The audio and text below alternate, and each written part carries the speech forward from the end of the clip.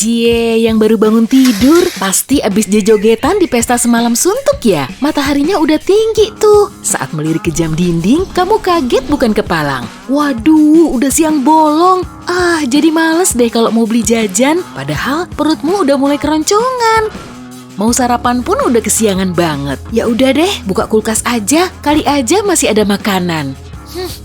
Bau apaan nih? Lah itu yang dibungkus plastik keju bukan sih? Ya, kulkasnya kosong melompong ternyata. Harus belanja deh, tapi jauh.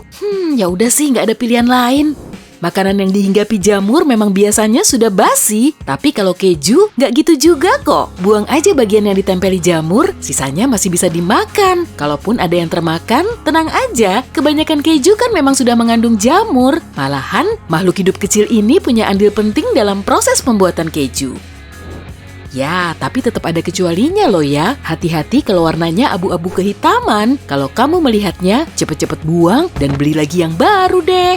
Kamu punya teman yang berasal dari Sardinia nggak? Neneknya baru mengirimkan makanan khas dari pulau itu, keju busuk alias keju belatung. Pembuat keju Sardinia memang sengaja membiarkan kejunya sampai sangat busuk. Tada! Jadilah makanan terkenal yang terasa pedas dan membakar lidah. Sebetulnya, bahan makanan ini dilarang di berbagai negara. Nah, sebelum mengonsumsi keju yang kamu ambil dari kulkas, sebaiknya periksa dulu. Kalau sampai ada hewan mungil yang bergerak-gerak, bisa berabe kan?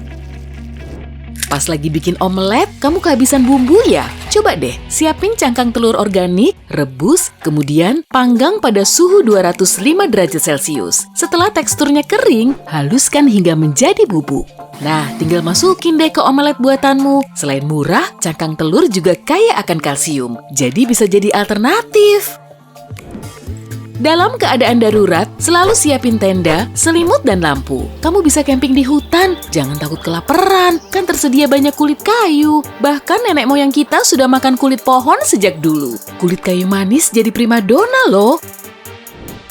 Kamu pasti seneng banget ya kalau tiap kali habis makan, nggak perlu repot-repot nyuci piring dan alat makan lainnya. Ya, tinggal dimakan aja juga beres. Konsep ini sudah lama ada kok. Berbagai alas makanan memang bisa dimakan, misalnya kulit tortilla dan contong es krim. Malahan ada loh perusahaan di India yang sudah membuat peralatan makan seperti ini selama lebih dari 10 tahun. Bahan bakunya dari beras, tepung gandum, dan millet. Wah, kenapa nggak sekalian bikin loyang kue yang bisa dimakan ya?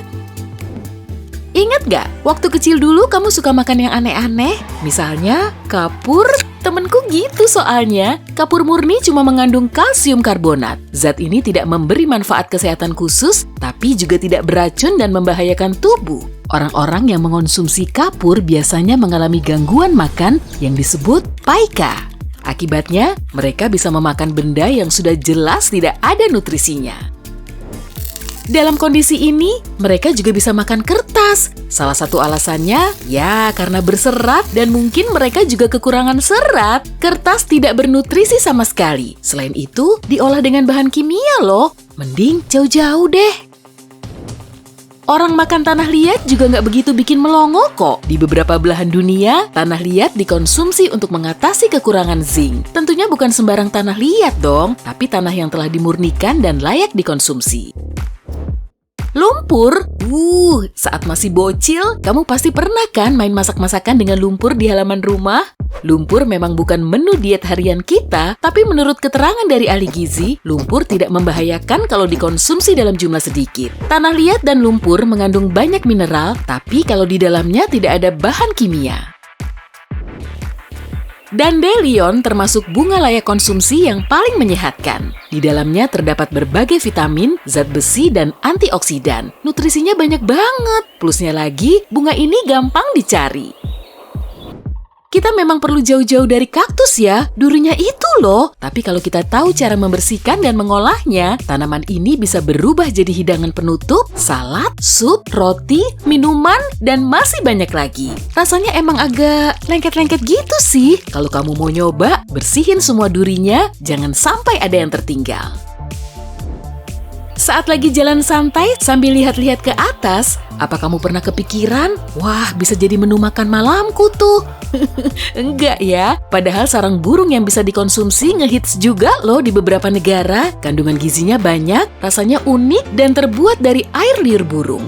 Para pemanen sarang burung ini harus menantang maut untuk mengambilnya. Belum lagi, proses ngolahnya juga rumit. Kalau kamu tertarik mau beli, siapin dompet yang tebal deh, karena harganya bisa sampai 60 juta rupiah per setengah kilogramnya.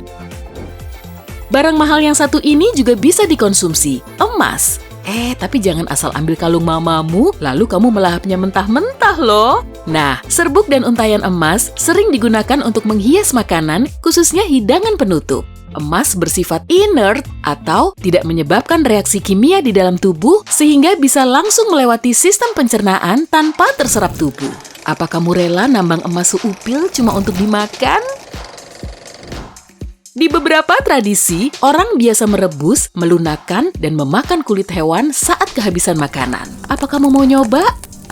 Mending janganlah. Kulit yang beredar di pasaran saat ini diolah dengan bahan kimia.